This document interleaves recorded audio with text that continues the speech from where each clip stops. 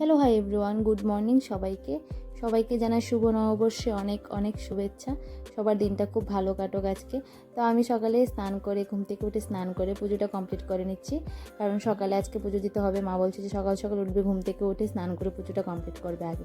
তো আমি সকালে ঘুম থেকে উঠে সবার আগে পুজো দিয়ে দিলাম।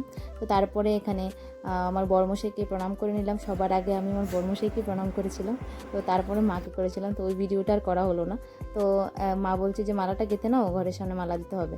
তো আমি বসে বসে এখানে মালাটা গাচ্ছিলাম।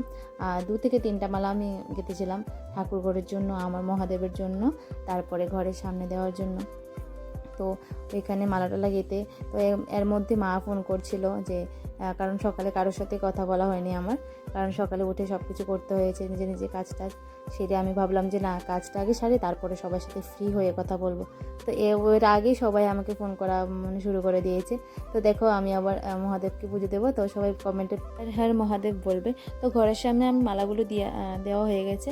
তো আর দেখো এত পরিমাণে রৌদ্র উঠেছে ওদিন, আর গরমও লাগছিল প্রচণ্ড। তো এখানে রান্নাবান্নাটা আমরা বসিয়ে দিয়েছি। তো মা বলছে যে চলো রান্নাটাকে সেরে নিই, তারপরে সবার সাথে বসে আবার গল্প করা হবে। তো এখানে দেখো আমরা রান্নাটা বসিয়ে দিয়েছি। আর এটা কী রান্না করছি তোমরা অবশ্যই কিন্তু কমেন্টে জানাতে ভুলবে না যে এটা কী রান্না করছি। তো যাই হোক, আজকের মতো এখানে সবাইকে দেখা হচ্ছে নতুন একটা ব্লগ নিয়ে। টাটা।